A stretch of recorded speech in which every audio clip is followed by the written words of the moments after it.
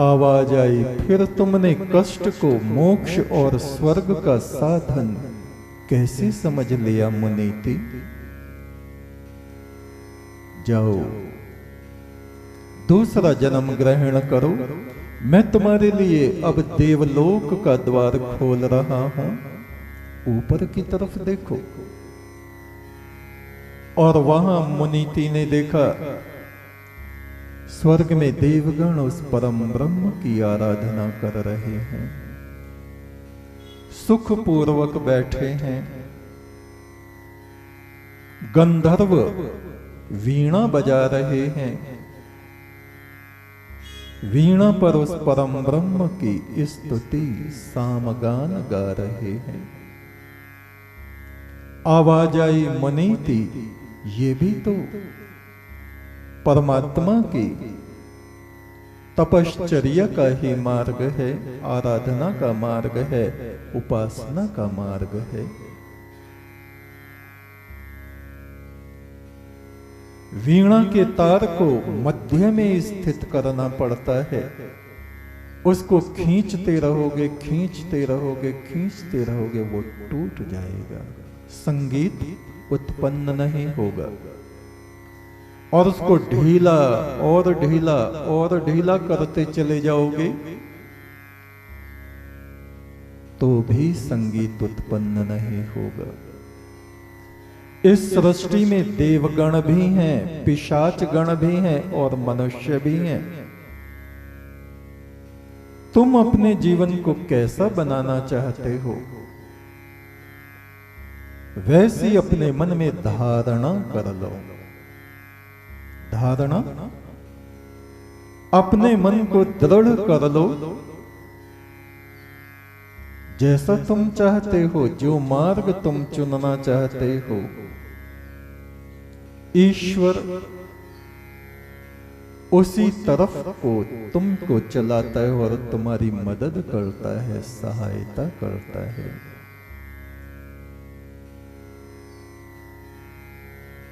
ऋग्वेद के ऋषि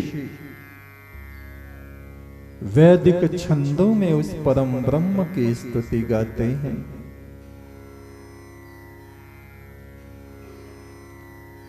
ओम शन्नो देवीरभिष्टये शन्नो भवन्तु पीतये शन्योरभि स्रवन्तनः। हे परम ब्रह्म, तेरी प्रकृति,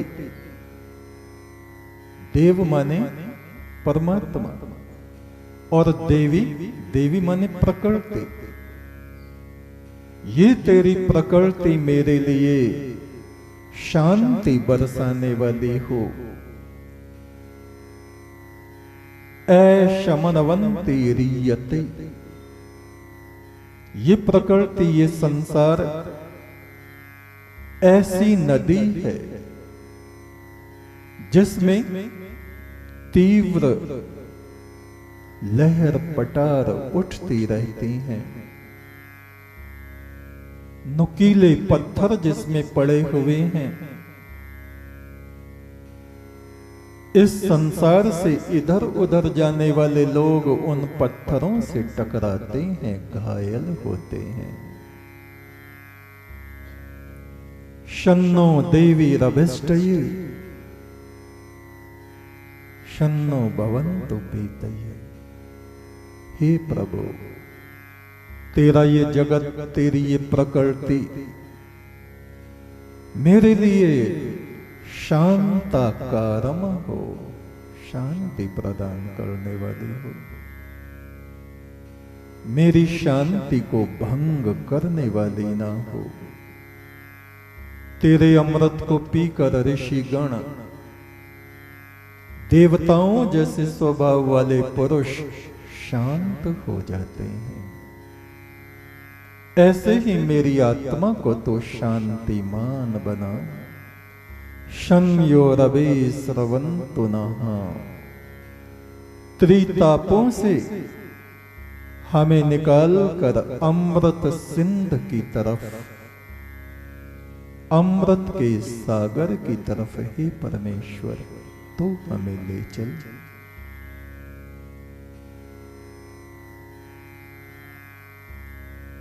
तो ज्वर में तपते हुए नंदी को शिव ने कहा, नंदी उस जन्म में तुम ही मुनीति नाम के सिद्ध थे। उस जन्म में तुमको कष्ट और दुख और नरक के सिवा कुछ प्राप्त नहीं हुआ, क्योंकि तुमने केवल एक पक्ष को देख लिया कि कष्ट सहने से मुझको प्रभु की प्राप्ति होगी, नहीं। और वही कार्य तुमने आज किया। हिमपात हो रहा है, बर्फ गिर रहा है, शीतलहर चल रही है, कोई भी इतने शीत में बीमार हो सकता है और तुम हो गए। मध्यम मार्ग को अपनाना चाहिए, जिसका उद्देश्य ब्रह्म प्राप्ति है, ईश्वर प्राप्ति है, वो रात दिन साधना में लगा रहता है। चाहे कोई शिव जैसे गुरु के चरणों में रहने वाला योगी हो, या संसार में निवास करने वाला ज्ञानी पुरुष, ज्ञान दोनों के लिए आवश्यक है। ज्ञान के बिना मनुष्य का जीवन अंधकार से परिपूर्ण हो जाता है।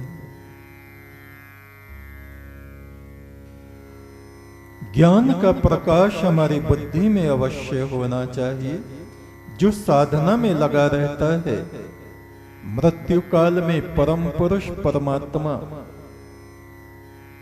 उसके सामने अवश्य प्रकट होता है।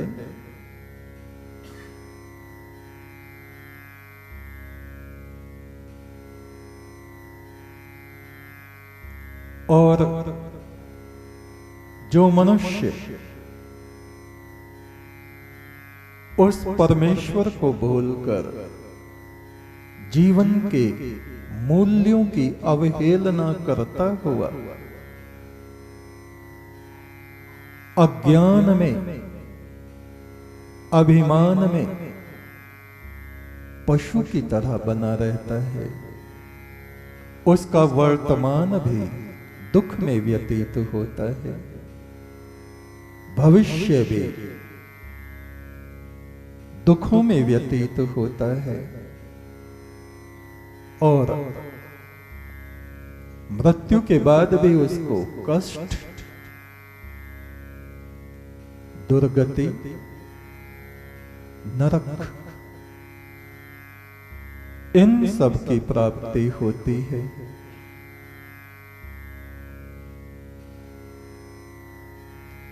यदि हम चाहते हैं हमारी सद्गति हो, दुखों से हमें छुटकारा प्राप्त होवे,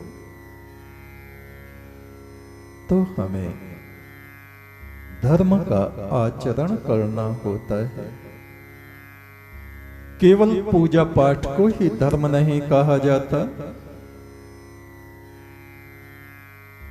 धर्म के 10 अंग कहे गए हैं। प्रथम धृति, धैर्य। परमेश्वर सब्र करने वालों के साथ है। जिस मनुष्य में सहनशीलता नहीं होती, वो अपने लक्ष्य में सफल नहीं होता। प्रथम हमें सहनशील होना चाहिए, धैर्यवान हमें होना चाहिए। धीरज धरे सो उतरे पारा, नहीं तो डूबे बीच मझधारा। धैर्य वशम सर्वम धैर्य रखने से उल्टी परिस्थितियां भी हमारे वश में हो जाती हैं। हम संकट काल से निकल जाते हैं।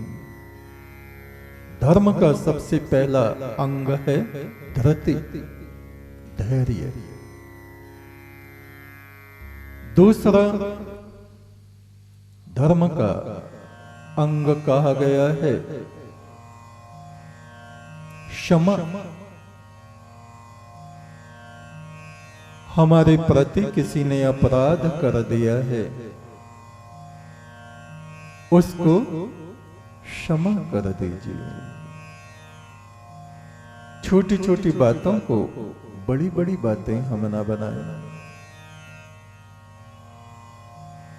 हमसे कुछ भूल हो गई है, हमसे कोई नाराज हो गया है,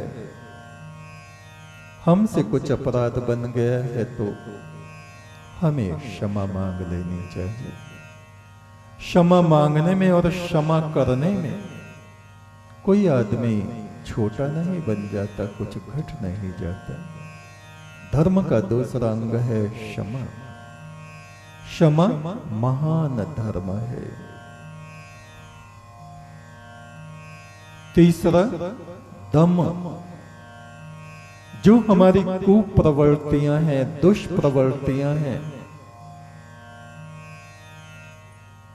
बात बात पर चिड़चिड़ाना,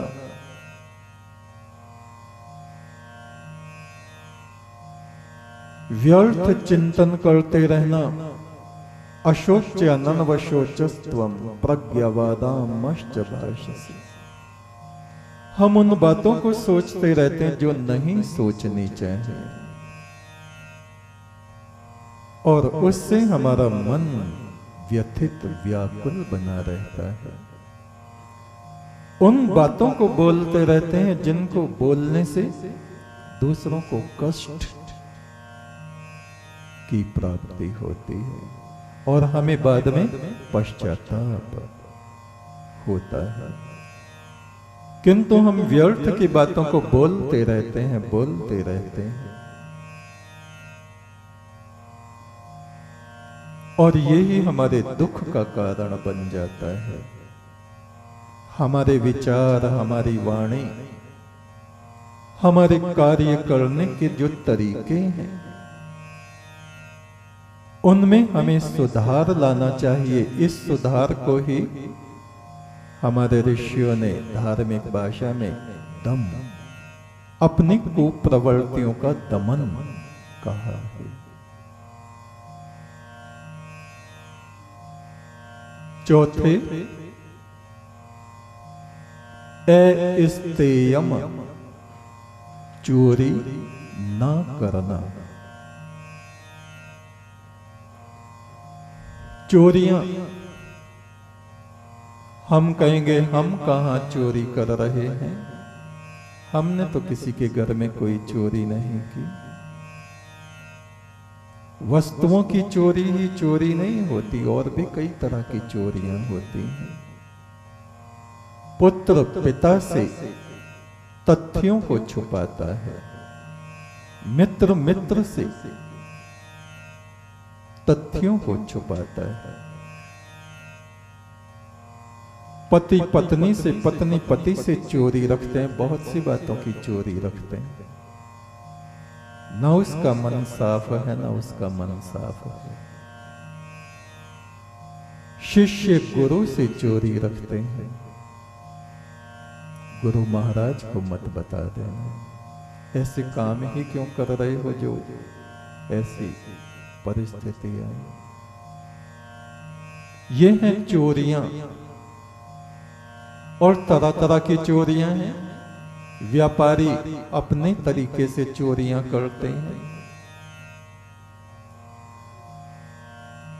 नेता अपनी तरह से चोरियां करते हैं। संसार में कोई व्यक्ति ऐसा होगा जो किसी न किसी तरह की चोरी ना करता है। ए स्तेयम, चोरी ना करना, ये चौथा धर्म आचरण है। पंचम इंद्री निग्रह, ज्ञान इंद्री और कर्म इंद्री, हमारी आंखें, हमारे कान, हमारी जिह्वा किन किन बातों को हम सुनते रहते हैं। ऋषि मुनियों की कितनी बातें अपने जीवन में हमने सुनी और कितनी ग्रहण की हैं। चालाक लोगों की बातें, मक्कार लोगों की बातें, दुष्ट प्रकृति वालों की बातें सुन सुन के हम मगन होते रहते हैं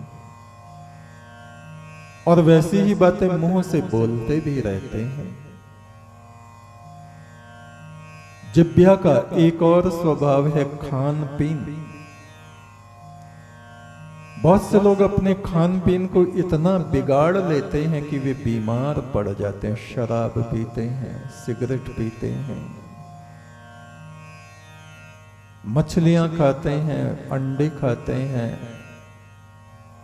इन्हीं चीजों को बड़ा अच्छा समझते हैं।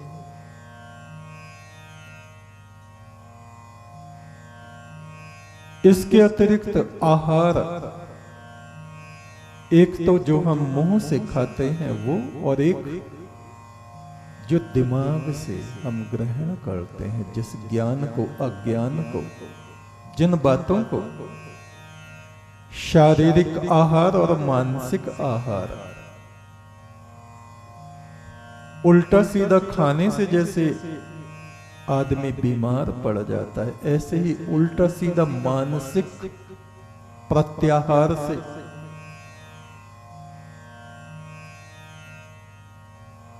अशुद्ध विचारों से, अशुद्ध संगति से, कोई एक बात आपको ऐसी कह दे, बस 2 दिन तक उसी पे, 4 दिन तक, महीनों तक उसी में परेशान होते रहेंगे, शांति भंग हो जाती है।